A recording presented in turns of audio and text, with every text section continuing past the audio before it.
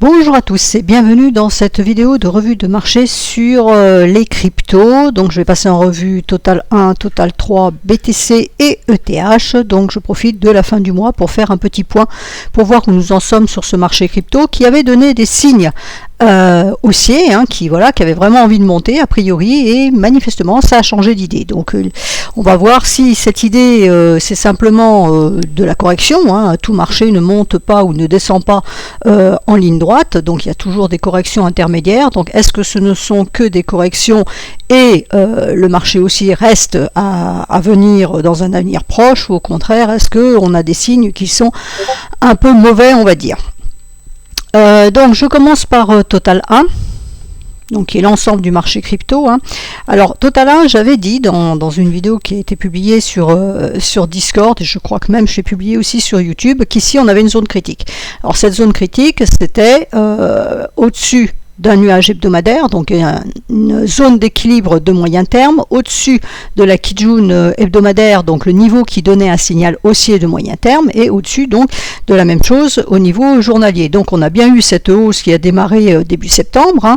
On est venu travailler cet entre-deux d'équilibre de court terme et équilibre de moyen terme, et on a continué la progression haussière. J'avais signifié ici en disant attention, ici il y a une zone critique qu'il va falloir traverser pour vraiment lancer le fameux bull run que tout le monde attend. Et hélas, pour le moment, ça n'est pas passé. Alors ça n'est pas passé. On est allé chercher cette zone-là, ce niveau ici qui est important. On va voir après en long terme. Cette zone-là qui est importante ici, qui est une SSB, donc ça correspond à une zone forte de court terme en l'occurrence. Et on avait une droite de tendance. Il ne faut pas oublier que les droites de tendance, c'est un outil indispensable en analyse technique. Ça veut dire que tant qu'on reste sous cette droite de tendance, baissière en l'occurrence, on garde un biais baissier. Je dis pas c'est baissier, je dis on garde un biais baissier. Donc là, c'est un petit peu ce qui s'est passé. On est allé chercher cette zone-là. Elle a été travaillée pendant 2-3 jours et on est revenu ici. Donc ici, tant qu'on tenait ce niveau-là, on peut dire que ce n'était que de la correction et la probabilité haussière restait. On pouvait même éventuellement envisager un mouvement 1, 2, 3, 4, ici correction, et puis 5 encore. Là le problème c'est que pour le moment tout ça est invalidé, y compris 1, 2, 3, 4, 5, il n'y a plus rien. Et on a recassé la Kijun hebdomadaire à la baisse, donc on donne un signal vendeur de moyen terme, c'est-à-dire qu'on invalide le signal qui a été donné ici, et là on s'attaque à la zone d'équilibre de court terme, parce qu'aujourd'hui, ce matin en l'occurrence, alors c'est toujours à valider en clôture de bougie bien évidemment, la bougie peut être bleue, rouge ce matin, elle sera bleue cet après-midi, donc la journée est loin d'être terminée.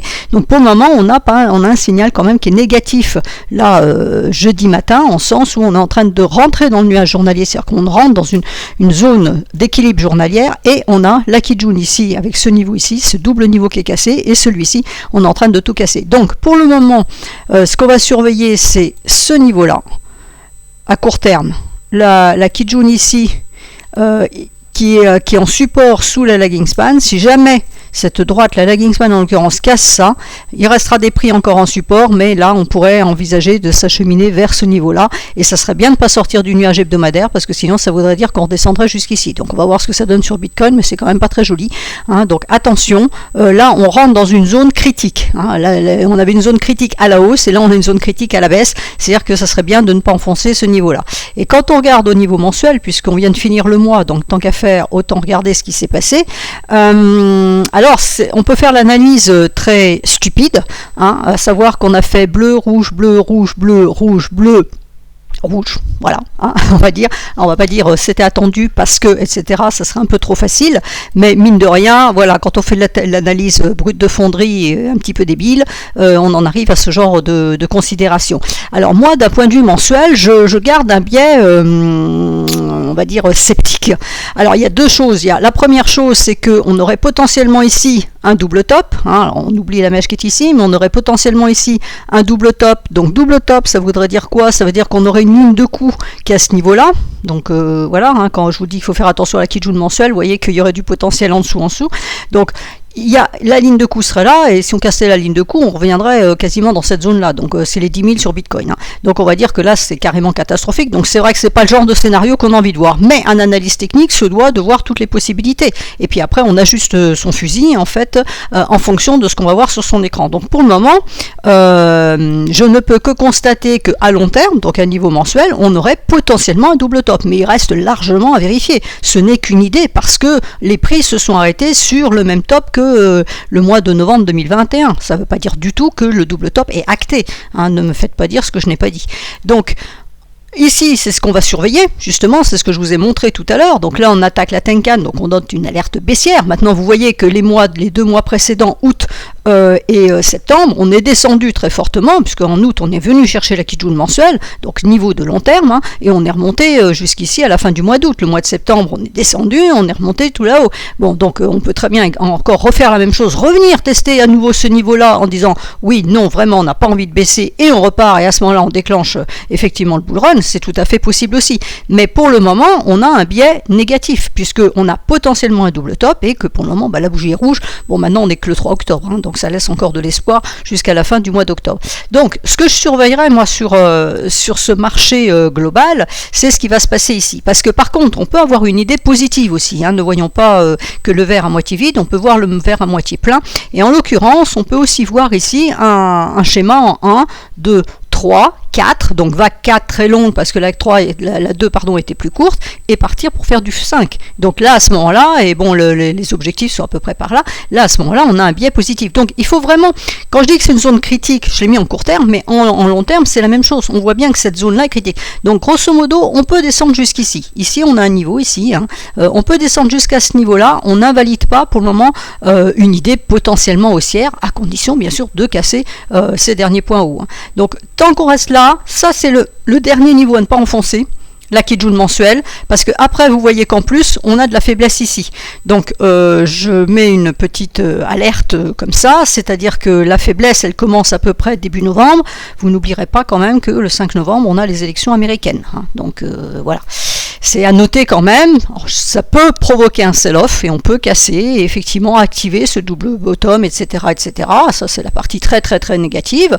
Ou alors au contraire, on va rebondir sur ce niveau-là. Donc on peut aussi envisager que ce mois d'octobre, on vienne tester ce niveau-là, on se met dans les starting blocks, grosso modo, on attend de savoir quel est le nouveau président aux États-Unis, ou présidente, hein, voilà, qui va détenir le pouvoir à partir du 21 janvier 2025, et à ce moment-là, soit ça casse parce qu'il y a de la faiblesse ici et on peut passer ici, soit on rebondit, et à ce moment-là, on part effectivement pour faire cette fameuse vague 5. Donc voilà. Pourquoi je dis qu'on est dans une zone critique et qu'il faut surveiller les choses. Donc le niveau vraiment, hein, vous l'avez vu là, à ne pas enfoncer, c'est cette Kijun mensuelle. Donc on voit qu'on a du support avant, on a quand même un nuage épais hebdomadaire ici, hein, qui peut faire support. Vous voyez qu'ici on est descendu le chercher et on a rebondi. Donc ici j'avais dit potentiel, donc sur le Bitcoin j'avais dit potentiel normalement troisième bougie rouge, ça ne s'est pas fait, on a bien déclenché un mouvement haussier. Donc là on avait vraiment de l'appétit, on avait vraiment envie de monter, mais ça a bloqué ici parce qu'il n'y a plus la puissance pour faire monter le marché. Le marché s'est essoufflé et on voit, hein, la hausse a été quand même laborieuse. Il y a eu des mouvements assez beaux, donc c'est du journalier, hein, on a eu des mouvements qui étaient assez beaux, mais globalement ça a quand même été laborieux et pour le moment on baisse, mais on baisse quand même rapidement puisque là en 2 jours on a ravalé toutes ces bougies ici, hein, donc du 19 septembre au 27 septembre, donc quasiment en 2 jours on a quasiment ravalé 10 jours de cotation avant, donc on voit que ça va très vite ici. Donc le marché a poussé laborieusement pour aller chercher un niveau et là sur ce niveau là il a bloqué et il est en train de repartir. Donc on est dans une zone d'équilibre, hein, je répète, on est dans une zone d'équilibre court terme. On a ce niveau là à surveiller impérativement. Tant que la LS reste au dessus, on sauve les meubles, on n'a pas un biais haussier, on sauve les meubles. Si elle repart à la hausse, à ce moment là il faut recasser toute cette zone là, vous l'avez compris. Si elle part à la baisse, après on aura ce nuage hebdomadaire, donc équilibre de moyen terme, et s'il est attaqué, on a ces 2 niveaux. Alors, Total 3, donc or, Bitcoin et ETH. Donc en court terme, on a eu deux choses. Je l'avais mis pareil, hein, vous pouvez le retrouver sur Twitter ou dans ma précédente vidéo, hein, c'était déjà écrit. Ici on avait une zone de résistance parce qu'on avait ce niveau de Kijun hebdomadaire sur le niveau de SSB ici, la Kijun hebdomadaire ici, donc ça c'est une ligne de signal de moyen terme, hein, donc aussi ou baissière suivant qu'on passe au-dessus ou en dessous. Donc on l'avait cassé ici, donc c'était intéressant parce qu'on avait les prix qui cassaient la droite de tendance, qui cassait cette droite donc de moyen terme qui nous donnait bien un signal haussier, et la LS qui cassait en même temps, sauf que, et c'est pour ça que je vous dis que les droites de tendance c'est quelque chose d'impératif à mettre sur son écran et sur les mèches et non pas sur les corps. Quand vous voyez ici, eh ben, vous avez compris, votre LS elle a bloqué dessus, c'est-à-dire que la LS la lagging span en l'occurrence n'a absolument pas validé la hausse. Donc mes prix étaient bien haussiers, hein, puisque on va dire qu'il n'y avait plus rien au-dessus, donc techniquement parlant ils pouvaient monter, il n'y avait rien qui les retenait, mais la lagging span n'a pas validé et on est reparti à la baisse. Et là même chose, hein, on retrouve la même configuration sur Total 1, on est parti violemment à la baisse. Donc là on va retrouver quelque chose d'un peu plus fort, on va dire immédiatement parlant. Donc on a toujours le même niveau de Kijun journalière sous la lagging span comme sur Total 1. Les prix ont cassé la Kijun hier, et là ils font leur test de cassure qui pour le moment à 10h41 se valide, hein, à voir en clôture bien évidemment. Si on casse ce niveau là, on a un danger ici le 8 octobre, hein. Donc d'un point de vue court terme, on voit que le nuage est fin, donc ça peut même passer avant, on va dire que le twist il est ici, mais si c'est envie de passer avant, ça peut, parce que c'est un nuage qui est fin, on n'est pas dans une épaisseur de ce type là. Donc si ça passe ici, on aura la Kijun mensuelle qui est en soutien, en double support avec la SSB. Donc je vous remonte Total 1, vous voyez qu'on a un gros décalage ici, il faut quand même casser tout ça, donc on a plus d'amplitude à la baisse, il va falloir plus de chemin baissier, on va dire, pour aller chercher ce niveau là. Par contre Total 3, on en est relativement proche, donc voilà, et on a ce passage faible ici le 8 octobre. Donc si ça casse, ce niveau là casse, hein, on a vraiment deux, je pourrais mettre une zone de support ici, hein, la même chose ici, ben, on peut passer par là, et puis là par contre on aura un double support. Donc on peut aussi envisager, toujours pareil, le verre à moitié plein, on peut envisager qu'on vienne chercher cette zone là pour la tester une dernière fois, et puis voilà, le marché, les haltes en l'occurrence, hein, pense que non, bon bah ça y est, c'est bon, baisse n'est plus d'actualité, on rebondit, et là à ce moment là on repartirait vraiment pour du long terme. Alors toujours pareil, hein, je rappelle, les élections américaines c'est ici, c'est le 5 novembre, donc on peut aussi imaginer qu'on yoyote dans cette zone là, hein, zone d'équilibre de moyen terme en attendant le verdict des urnes américaines. Donc voilà, danger encore pour potentiellement encore un peu de baisse. On va voir ce que ce mouvement-là, qui est quand même violent par rapport à la hausse, hein, comme je l'ai dit sur Total 1, nous donne. Est-ce qu'il y a un rebond ici? Mais bon voilà, il faudra prendre en compte quand même qu'ici on a une faiblesse, donc on peut rebondir 2 jours et puis hop, repasser. Bon, à la fin de la semaine, on a le NFP américain.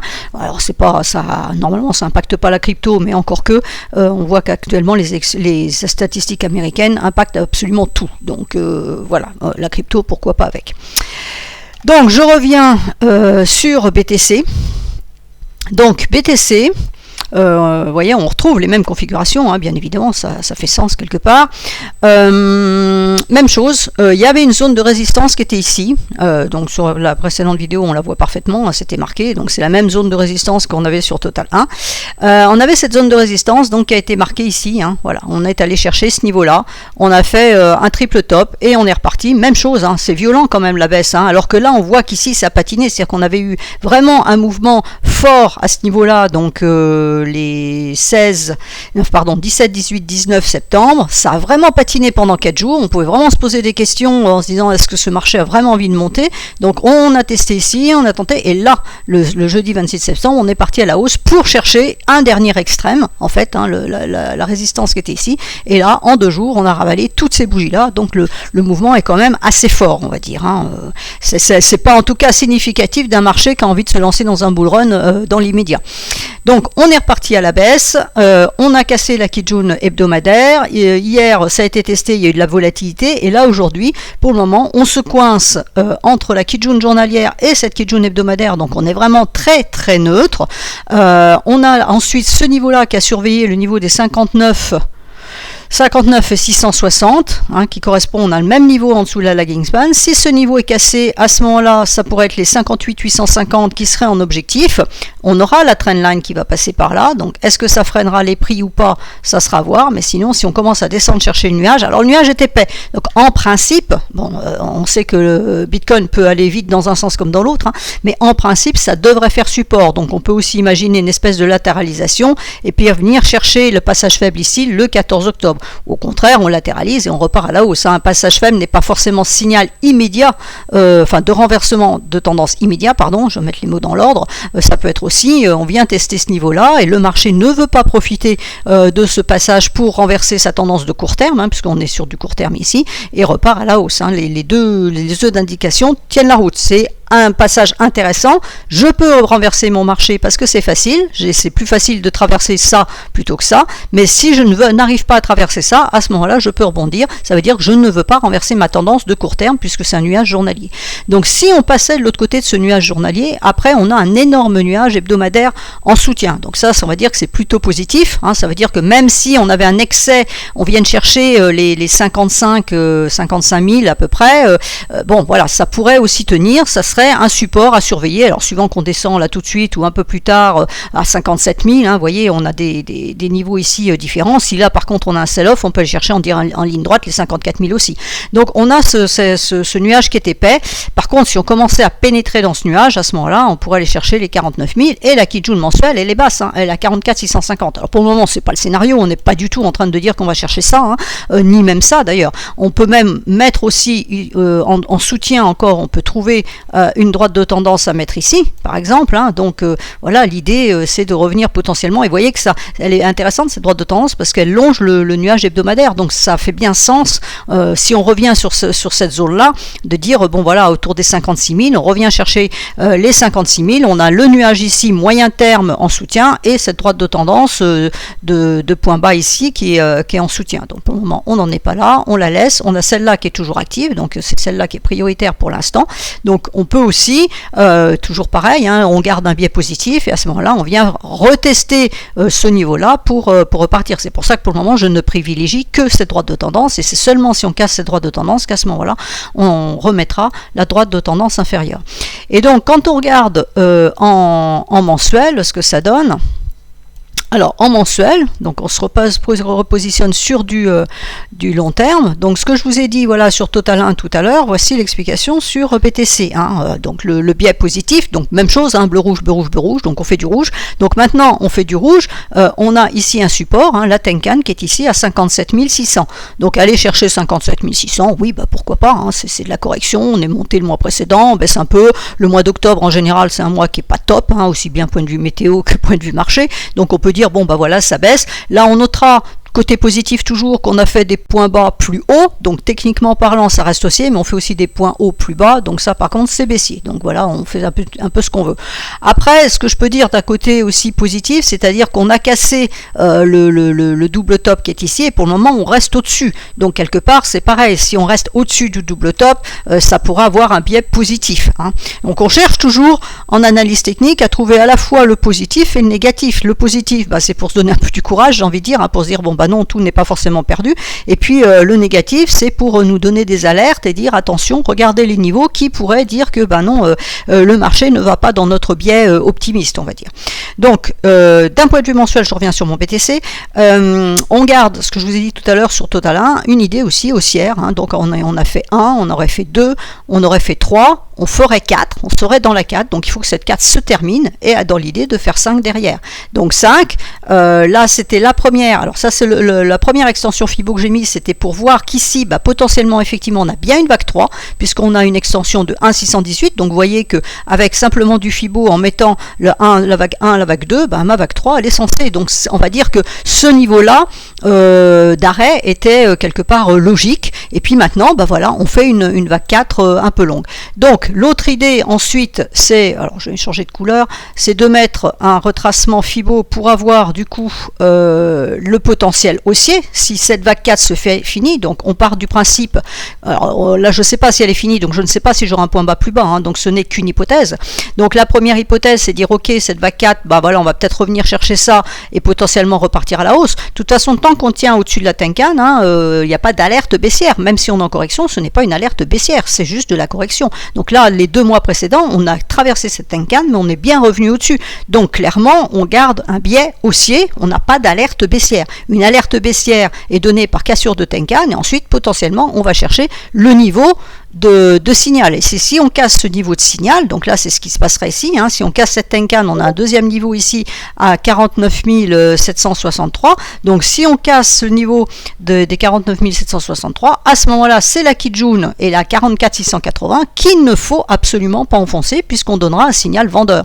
Donc on en a 2 niveaux, on a le niveau de 44 700 et le niveau ici des 42 100. Si on casse ça, bah voilà le problème qui est dessous, hein, c'est-à-dire, je vous l'ai montré tout à l'heure sur les autres graphique, on a ici du passage faible, donc entre le 1er novembre, je vous rappelle les élections, c'est le 5 novembre, et le 1er mars 2025. Donc si voilà, les élections, ça ne plaisait pas ni rien, ou qu'il y a un sell-off pour une raison XY, hein, ça peut être tout à fait autre chose aussi, une guerre, je sais pas, un Black Swan quelconque, là on a du passage faible. Donc, on voit bien qu'on a du support important avant, donc on n'est pas en train de dire, oulala, attention, là ça va passer. Ça oui, sur un graphique 15 minutes, je vais m'en méfier. Sur un graphique mensuel, je pense qu'il y a quand même de la marge pour prendre peur avec ce genre de signal. Moi, pour le moment, j'ai envie de dire, je garde un biais positif long terme avec voilà un biais positif, hein, c'est-à-dire je ne suis pas haussière fondamentalement Bitcoin dans l'immédiat, je dis bien dans l'immédiat, je garde un biais positif parce que justement pour moi ce décompte 1, 2, 3, 4, 5 fait sens, ça veut dire qu'après 4 on a 5 et 5 c'est haussier, donc je garde de la hausse. Alors attention,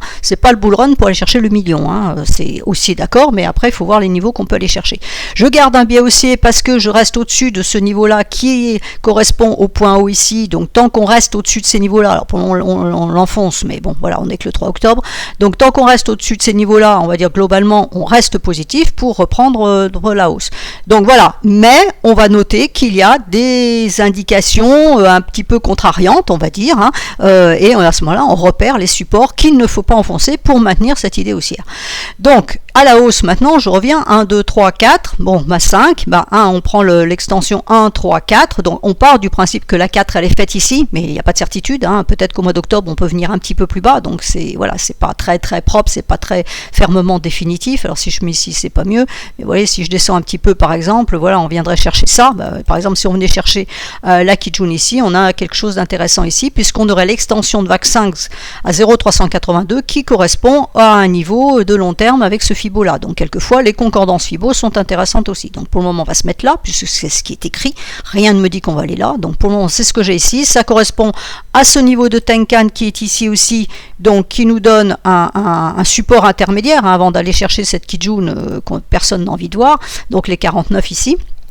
49 500. Donc l'idée c'est si on repart pour une vague 5, même ce mois-ci, hein, on vient chercher quelque chose puis on repart, ou en mois de novembre, on pourrait aller chercher les 0,382, c'est le minimum pour une vague 5, après on aurait les 0,618 et vous voyez que les 0,618 ils sont autour des 125, hein, je vous dis ce point bas là n'est pas précis, donc ces chiffres là ne sont pas précis, mais on serait au-delà en tout cas des 100 000. Donc maintenant je ne suis pas comme certaines personnes à dire les 100 000 avant le 24 décembre, les 150 000 au mois d'avril et puis les 200 000 au mois de décembre 2025, c'est absolument pas ce que je dis, parce que ce n'est absolument pas ce qui est écrit sur l'écran. Il n'y a rien d'écrit là-dedans, ce n'est même pas dit qu'on va aller chercher là-haut. On peut très bien s'arrêter ici sur les 88 000, on va arrondir. On peut très bien aussi s'arrêter sur les 88 000, parce que c'est un ratio de VAC 5 en héliotiste. Maintenant, peut-être que cet décompte héliotiste, il est faux. Hein. Moi, je suis pas une fervente acharnée de Elliott, parce que comme je le dis très souvent, et je l'ai dit dans de nombreuses conférences, Elliott, on sait que ça fonctionne une fois que c'est terminé. C'est-à-dire qu'on sait qu'on est dans une vague 4 une fois qu'on a fini la vague 5.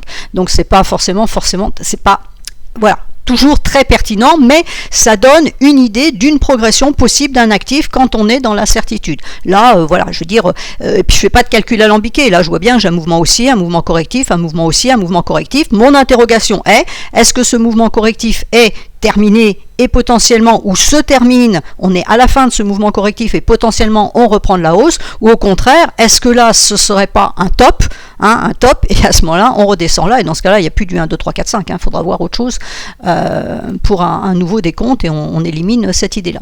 Donc voilà, j'espère vous avoir donné un petit peu les éléments essentiels pour piloter BTC. Maintenant je vais finir sur ETH.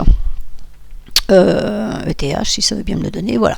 Alors ETH en mensuel, c'est nettement moins beau, hein. C'est un peu moins enthousiasmant que BTC. Je veux dire, à tout prendre, si je devais acheter de la crypto, je mettrais plus du BTC que ETH, parce que ETH, c'est vraiment pas très beau. ETH, donc, pour le moment, hein, je dis bien pour le moment, je répète, on n'est que le 3 octobre.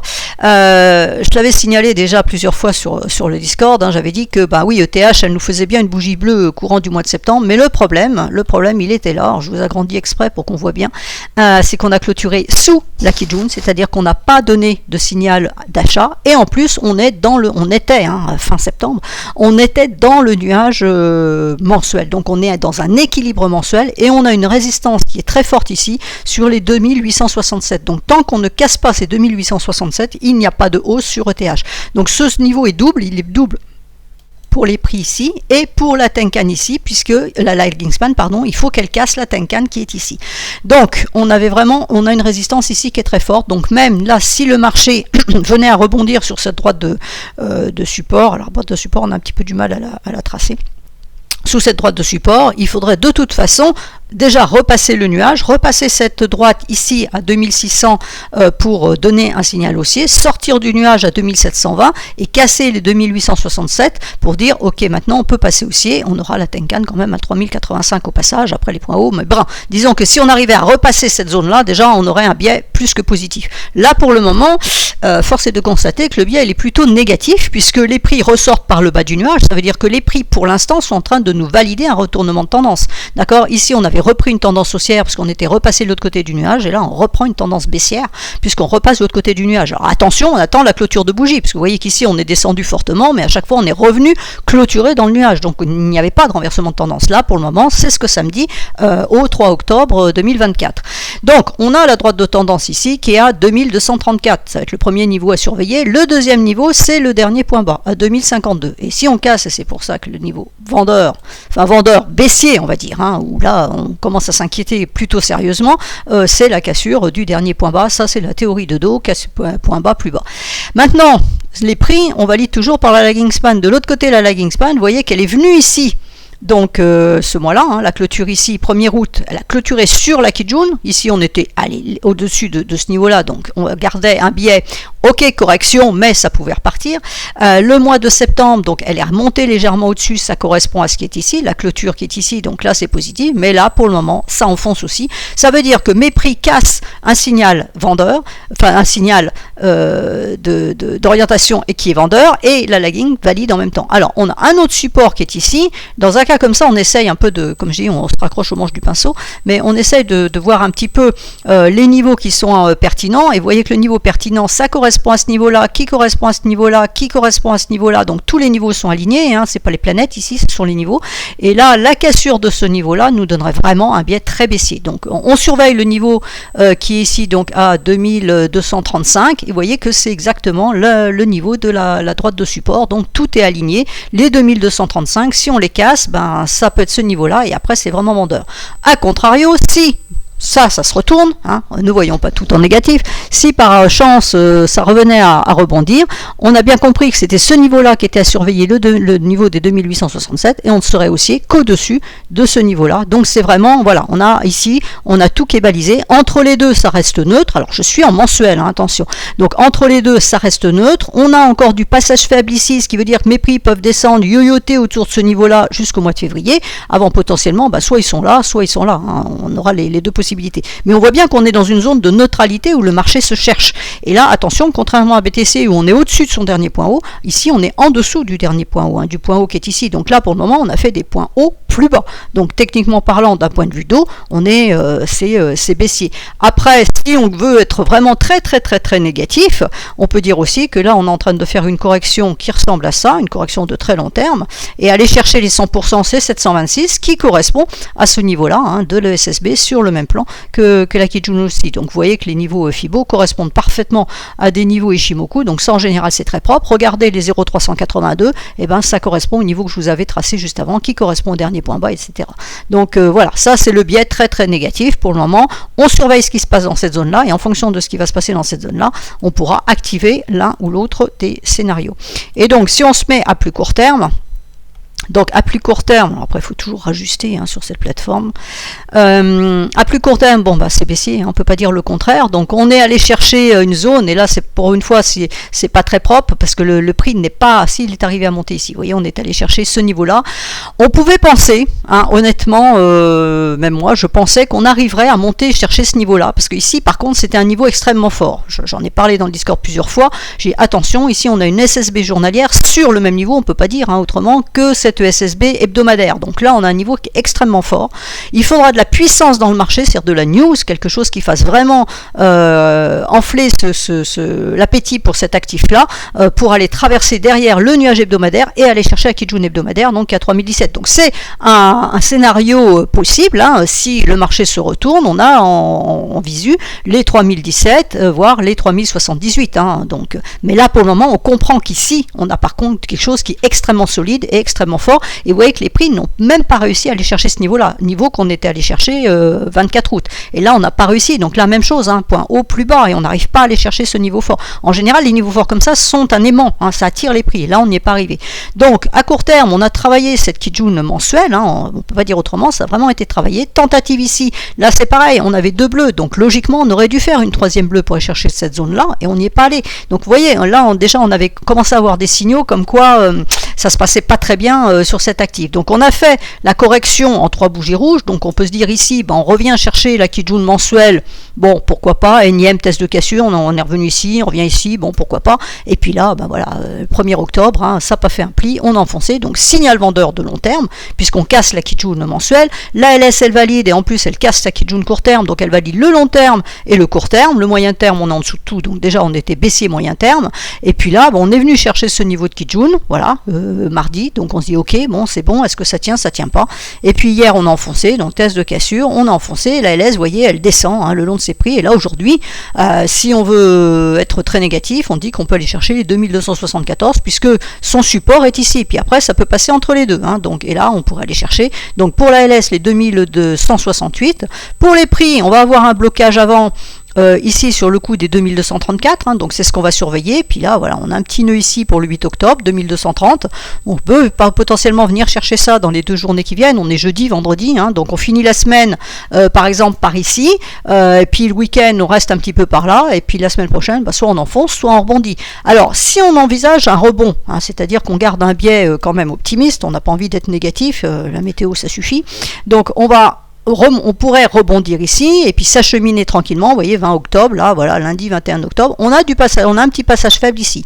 Donc si les prix n'avaient pas envie de baisser, c'est-à-dire de poursuivre cette baisse-là, considérer que voilà ce mouvement-là s'arrête ici, à ce moment-là, travailler cette zone-là pour potentiellement repartir là. Là ici on aurait quelque chose qui permettrait, mais attention cette droite elle va se remettre ici, qui permettrait au prix éventuellement de repasser. Par contre si on enfonce ici, là oui c'est les derniers points bas, les uns derrière les autres qu'on va chercher. Et puis après, voilà, on a plein de niveaux ici, on a les 2041 qui sont ici, donc là on va les regarder sur le long terme, mais vous voyez que voilà, on va chercher quelque chose sur ETH, a priori, c'est ce que c'est en train de nous dire, on va voir ce qui va se passer sur cette zone-là, donc la zone critique c'est vraiment la zone des 2235, qu'est-ce qui se passe sur ce niveau-là, on peut même aller titiller, voilà, pour...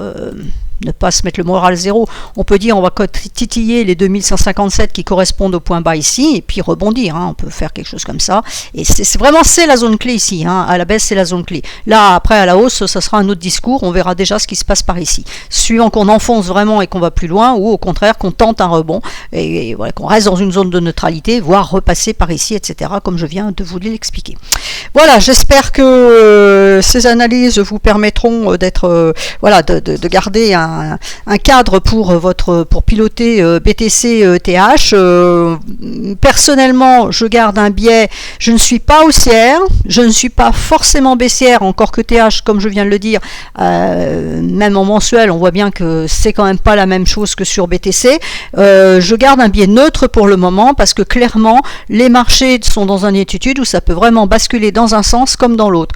Donc, tous les messages super bullish qu'on va voir sur Twitter dès qu'il y a une bougie bleue, bleue, il faut s'en méfier comme de la foudre, parce que c'est pas parce que je vais avoir une bougie bleue ici que ça y est, il faut se positionner sur ETH. Alors attention, je parle pas de trading ici, hein, je parle de plus long terme, pour les gens qui veulent se positionner à long terme. En trading, évidemment, on peut vendre là maintenant, et puis on rachète, et puis on vend, puis on rachète. Ça c'est une autre question. Là, je suis pas en train de parler trading, je parle investissement. Investissement au positionnement de plus long terme, on va dire, hein, jouer, ben voilà, comme on va dire sur BTC, on va jouer les 100 000, on va jouer les 125, les 150, enfin tous les chiffres qui peuvent tomber sur Twitter de façon tout à fait aléatoire. Voilà, ça c'est une autre problématique. Donc on va dire que globalement, je reste neutre sur ce marché, j'observe, il y a des niveaux clés qui sont vraiment clairs et propres à suivre. On suit ces niveaux clés et en fonction de ce qui se passera sur ces niveaux clés, on pourra agir dans un sens ou dans l'autre. Voilà, donc ça c'était pour vous guider un petit peu et faire un petit point justement après cette clôture mensuelle. Et on se rappelle qu'on a les élections américaines le 5 novembre, donc ça aussi ça joue, hein, aussi bien dans la neutralité, c'est-à-dire le marché attend les élections, et puis après, en fonction des élections, il prendra un sens ou un autre. On ne sait pas lequel, on verra. Hein, voilà, on ne peut pas décider à l'avance ce qui va se passer. Donc voilà. Si vous voulez avoir plus d'informations pour comprendre et apprendre à lire Ishimoku, j'ai un groupe Discord qui a été créé il y a maintenant presque 2 ans. Donc où on fait des analyses tous les jours. Hein, les cryptos, on en parle tous les jours. J'ai une liste de 50 cryptos que j'analyse. Alors pas tous les jours évidemment, mais toutes les semaines. Je fais une revue de marché le lundi sur 50 cryptos et je détaille tout ça. Et donc au fur et à mesure, c'est suivi quand il se passe des choses. Voilà, le descriptif sera donc en dessous de cette vidéo. Je vous remercie pour votre attention et je vous souhaite à tous une excellente fin de semaine. Attention, le NFP vendredi.